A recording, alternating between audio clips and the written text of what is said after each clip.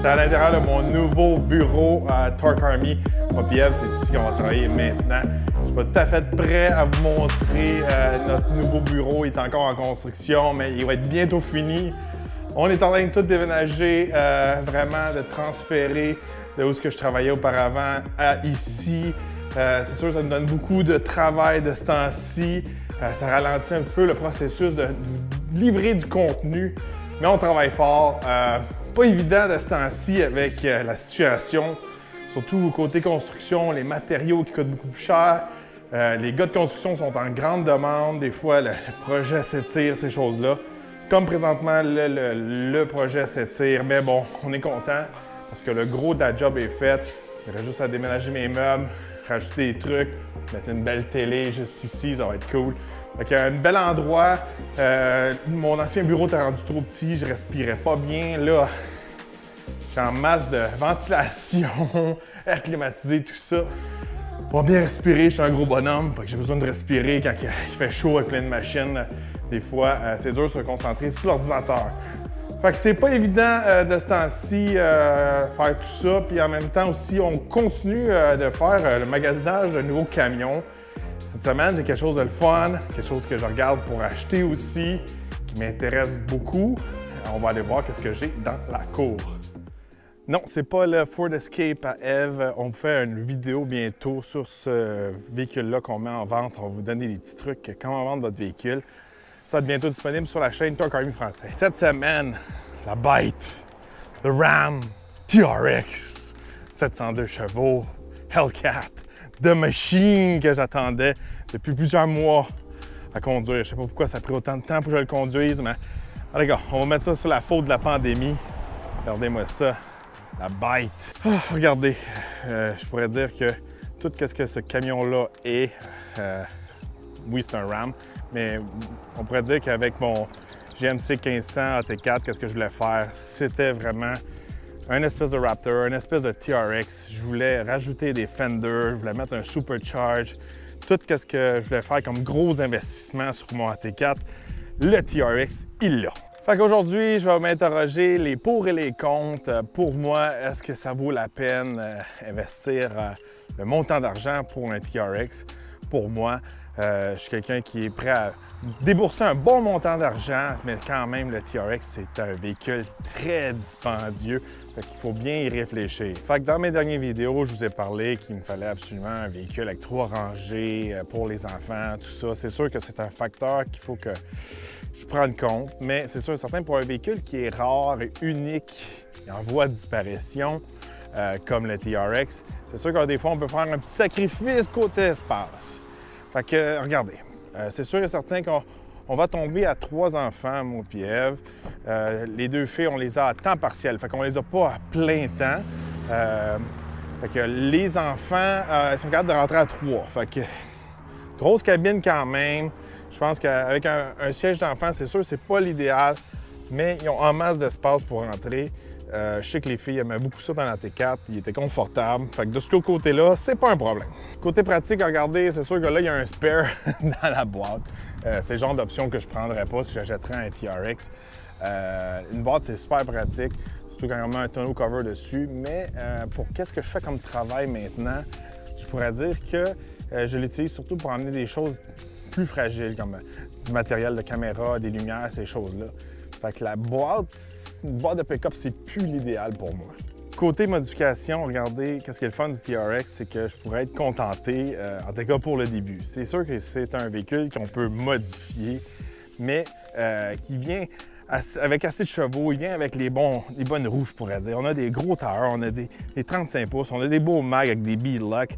Fait que c'est pas le genre de véhicule où tu dis « Ah, ben là, tu sais, il va falloir que je change les pneus, le lifter, changer les mags. » Lui, on n'a pas besoin de le toucher de ce côté-là. Même une des seules choses qu'on peut toucher, c'est vraiment peut-être rajouter des lumières avec le Ram Bar ou peu importe, ou rajouter des chevaux vapeur, c'est facile avec le L4. Mais le reste, je trouve personnellement, le camion, on n'a pas besoin d'y toucher. Quelque chose que je trouve fantastique, ce sont vraiment les espèces de rock rail comme ça. Fait que ça fait beau, en même temps, ça protège le camion. On peut les utiliser comme un marchepied. Puis aussi, ça ne vient pas vraiment sortir. Ça n'enlève pas le look off-road, J'adore ça, qu'est-ce que Ram ont fait de ce côté-là. C'est sûr, regardez, avec les enfants, la femme enceinte, tout ça. C'est dur à embarquer dans le camion, c'est pas l'idéal. Fait que, tu sais, ça c'est comme un point pour le Ram de mon côté, mais côté familial, c'est pas super. Quelque chose que j'aime beaucoup du TRX, l'intérieur, regardez, elle est super belle. Ram a une des plus belles intérieurs qu'il n'y a pas sur le marché. J'ai pas encore conduit les nouveaux F-150. Quelque chose que j'aime beaucoup des Rams, c'est les sièges, surtout quand on tombe dans des SRT, ces modèles-là. Des gros sièges confortables, avec des gros côtés. Ça me rappelle beaucoup mon Raptor première génération. Je trouve que les bancs, des fois, dans les F-150, même les GM, des fois, ils sont plus aussi gros, autant de coussins dedans. Ça, c'est un gros plus pour les Rams. Bon, c'est sûr et certain que quand on achète un TRX, une des raisons, c'est vraiment pour le moteur Hellcat. Alors, regardez, c'est un de mes moteurs préférés. C'est un moteur en voie de disparition. On a 702 HP pour le Ram. Un petit peu moins d'HP que les autres modèles, mais il y a une raison pour ça. C'est parce qu'il y a vraiment beaucoup de trucs qui vont venir refroidir le moteur pour être sûr qu'il ne va pas surchauffer quand on fait du Baja, puis vraiment de la haute vitesse dans le désert. Moteur que j'aime beaucoup, moteur avec beaucoup de potentiel aussi. Je pense qu'on peut le monter à 800 ou 1000 HP. Les gars de NSI l'ont déjà fait, je pense. De ce côté-là, un énorme potentiel. Des moteurs qui sont encore faciles à tuner. Regardez, on va se dire, chez GM, là, ils sont très durs à tuner. De ce temps-ci aux États-Unis, avec les nouvelles politiques aussi, ils veulent vraiment limiter ça. C'est des politiques qui sont vraiment contre les tuners, contre les modifications. Je trouve ça vraiment plate de ce côté-là. Ça nous enlève beaucoup de liberté pour vraiment s'amuser avec nos véhicules. J'espère que la loi passera pas parce que je suis un animateur vraiment de ce côté-là pour modifier mon véhicule. Je pense que quand on a un Hellcat, quand on va mettre une programmation, on va changer une poulie, mettre un intake, peut-être grossir le système d'échappement, on investit peut-être un 3 000, 4 000 $, on monte à 800 HP et plus. C'est le fun. Bon, on va aller sur la route faire les pour et les contre.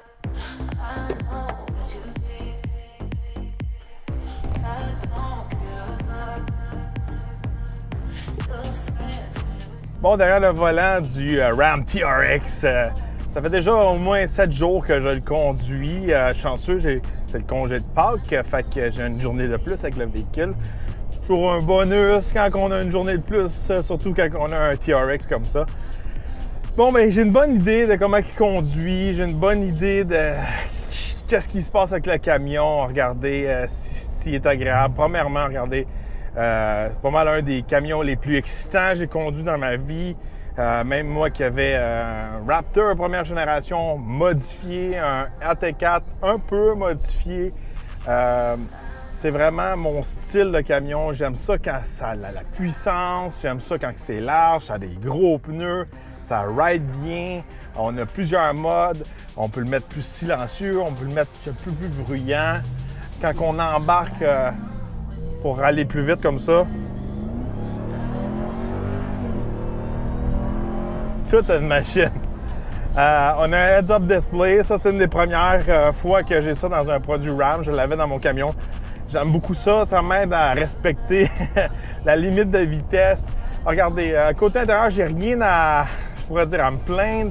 Fait que je vais faire vraiment les pour et les contre de ça vaut vraiment la peine d'acheter ce véhicule-là. Fait que, premièrement, regardez le look, la puissance, tout ça, je trouve ça super à regarder. Même là, il y a un petit peu trop de flafla pour moi.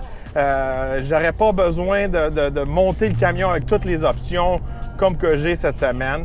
Fait que j'aurais pas besoin du modèle à 120 000 là, pour vraiment me satisfaire. Fait que là, on parle du prix. OK. Camion qui n'est pas donné part dans les environs 95 000 canadiens. Celui que je conduis cette semaine, 120 000. Côté budget, ça fait mal. Alors, regardez, je ne suis pas quelqu'un qui est capable de s'acheter 2-3 véhicules à 100 000 comme certains YouTubers. Pour moi, regardez, un véhicule qui est en haut de 100 000 ça commence à être dispendieux. C'est des paiements comme celui-là, je l'ai calculé tantôt. Par mois, ça reviendrait à environ 1440 $. Je trouve qu'en haut, quand on commence à dépenser plus que 1000 $ par mois, c'est des gros paiements. Puis surtout que on pourrait dire que j'ai des nouveaux véhicules à toutes les semaines. Fait que c'est vraiment pour mon plaisir personnel, pour nous dépanner quand on n'a pas de véhicule de presse. C'est pas des véhicules qu'on met beaucoup de kilométrage là-dessus. Fait que d'un côté, ça a un avantage. Alors là, on passe à économie d'essence. L'économie d'essence, c'est pas un méga facteur pour nous. Parce que, regardez, on fait pas beaucoup de kilométrage. Fait que des fois, même si le véhicule consomme un petit peu plus, c'est pas la fin du monde. Puis là, on va mettre des choses au clair, OK? Là, au Québec, là, il y a des journalistes qui l'ont essayé en premier, puis ils ont tous dit « Ah, ça fait 30 litres! » Puis là, souvent, qu'est-ce qui arrive dans l'industrie automobile? Quand il y en a un qui dit quelque chose, les autres disent la même chose. Le Ram TRX ne fait pas 30 litres au 100. Je ne sais pas dans quel mode ou ce qui roulait tout le temps. Si tu es en ville, tout en mode sport, par rouler dans le tapis, peut-être tu vas toucher au 30. Cette semaine, je m'ai énervé une couple de fois avec le camion. Je l'ai laissé en mode Baja ou en mode sport, puis j'ai pas dépassé le 23-24 litres au 100. En mode, je pourrais dire, conduite normale, on peut faire du 20 litres. Oui, le camion est gourmand sur l'essence, mais en mon avis à moi, je trouve que le camion, l'économie d'essence qu'il me donne, ça a du sens. Puis regardez, je vais vous expliquer pourquoi. Moi, j'avais un Sierra AT4 auparavant, OK? Sur des 35 pouces. Le TRX a des 35 pouces. Lui, il a un V8 6.2 litres. Mon camion avait un V8 6.2 litres, puis je voulais le mettre supercharge, comme le TRX. Alors, mon camion, moi, quand je l'utilisais tous les jours, il faisait environ du 14-15 litres au 100. Puis lui, on ne peut pas le mettre en 2 roues motrices. Alors, mon AT4, si on le mettrait tout le temps en 4 roues motrices, en 4 roues motrices high, là, je vous vois venir, les gars de GM, là, avec votre 4x4 automatique, là, ça, c'est bien plus économique qu'un 4x4 high. Lui, il est sur le 4x4 high tout le temps, quasiment. Fait que, il appelle ça 4x4 auto, mais d'après moi, il est un petit peu plus comme 4x4 high, là. Mais bon, je trouve que chez GM, quand on est sur le 4x4 auto, il est plus économique que ça. Mais bon, alors, il est toujours sur 4 roues motrices, on est sur du 35 pouces, on est supercharge, fait que là, T4, là, regardez que j'avais peut-être 16-17 litres tout le temps 4x4 sur le 35 pouces, on rajoute un supercharge, on tombe à du 20 litres au 100. Fait que c'est quelque chose que je m'attendrais à prendre comme consommation d'essence. Fait que de ce côté-là, c'est pas un gros problème, mais en même temps, regardez, ça va tomber notre véhicule de tous les jours. Fait que c'est sûr et certain, pour aller porter les enfants, partir en voyage, ces choses-là, l'aspect monétaire vient en bout de ligne quand même.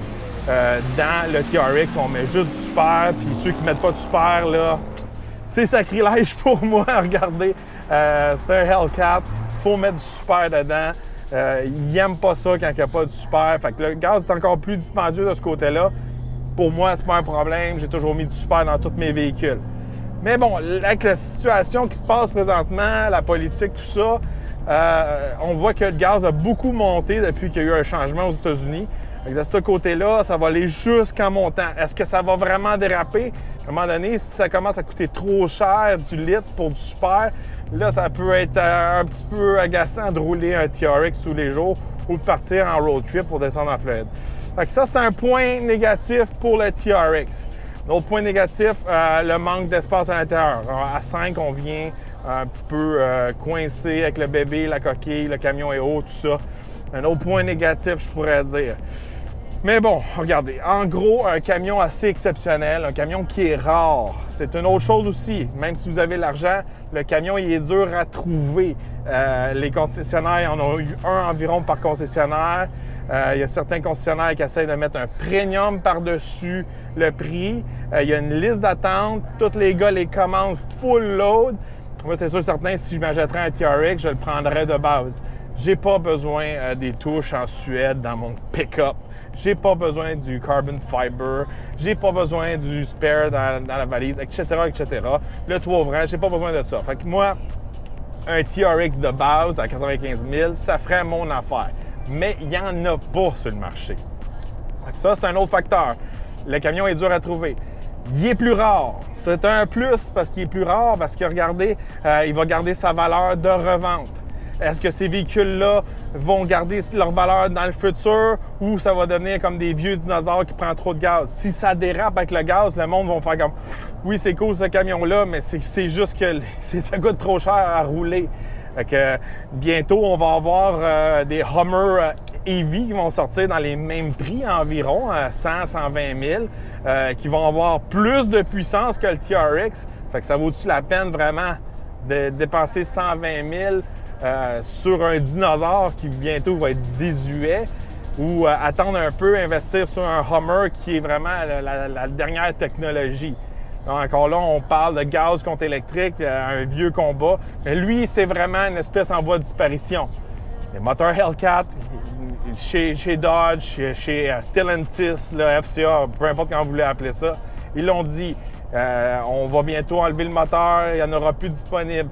Des camions comme ça, il n'y en aura plus. Fait que c'est-tu la dernière chance qu'on a de s'acheter un camion comme ça? Ça va être tellement rare qu'ils vont garder leur valeur. Seul le futur peut vraiment nous le dire de ce côté-là.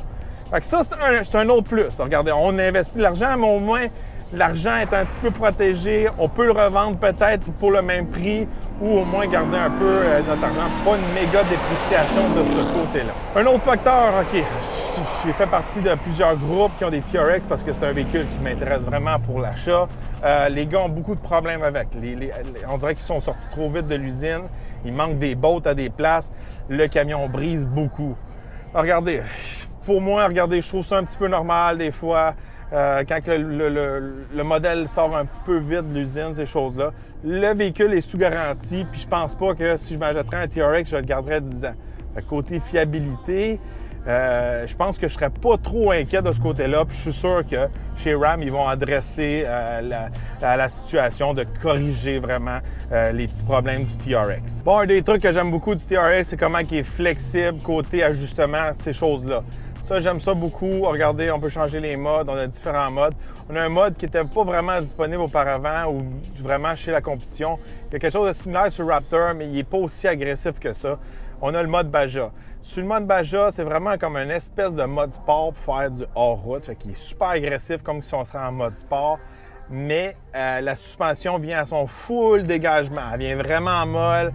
Elle bouge au complet, fait qu'on a à peu près 13 pouces à l'avant, 14 pouces de dégagement, de suspension traveling dedans, comment que la suspension va bouger. J'aime beaucoup ça. Moi, j'aime ça, un camion de ce type-là, que ça soit mou comme un trophy truck, comme un camion Baja. Je regardais des gars qui ont vraiment reviewé ces trucks-là, ils le mettaient en mode sport. En mode sport, il est super dur, puis il est plus comme une voiture sport. Dans un camion de même, c'est pas ça qu'on veut. Peut-être pour prendre une courbe, ces choses-là. On a la possibilité de le faire, mais je trouve qu'en Baja, il est confortable. On accélère, il se penche, on break, il baisse, ses côtés, il écrase. Moi j'aime ça. Ça fait une expérience de conduite assez unique. Puis quand on veut juste rouler normalement, comme là, on le met en mode automatique. Le système d'échappement se met en mode un petit peu plus silencieux. Lui, il change ses vitesses pour être vraiment plus économique. Regardez, là, je m'en vais dans une ville qui est très réputée pour être fatigant avec les systèmes d'échappement puis les motos. Je me mets pas en mode sport, je me mets pas en mode Baja. J'ai la possibilité de le faire. Ça, c'est des trucs que je pouvais pas faire vraiment avec mon AT4, avec mon Raptor, mon Mustang, ces choses-là. Je trouve que de nos jours, avoir la possibilité d'avoir une flexibilité sur les settings comme ça, je trouve ça fantastique. C'est quelque chose que j'adore. Bon, un des derniers pours que je pourrais avoir pour le Ram TRX, c'est vraiment qu'est-ce que ça pourrait apporter à la chaîne YouTube. Avoir un véhicule de la sorte qu'on peut modifier, qu'on peut avoir du fun avec, qu'on peut tester contre d'autres véhicules, c'est toujours un plus quand vous faites du contenu, quand vous êtes sur les réseaux sociaux comme moi. C'est vraiment un plus de ce côté-là, avoir ce type de véhicule-là. En gros, regardez, je pourrais dire que cette semaine, c'est un véhicule qui me fait triper. Je l'adore beaucoup, mais par contre, je le trouve un petit peu trop cher. Regardez, il est dur sur le budget. Je pourrais dire s'il serait peut-être un 15 000 de moins, comme le Raptor de base, il serait un petit peu plus abordable et il serait aussi plus accessible de ce côté-là. Fait que je trouve que, en gros, surtout vers le futur qu'on s'en va, le gaz va monter, c'est sûr et certain, etc. C'est dur pour le budget. Des gros paiements, un gros investissement.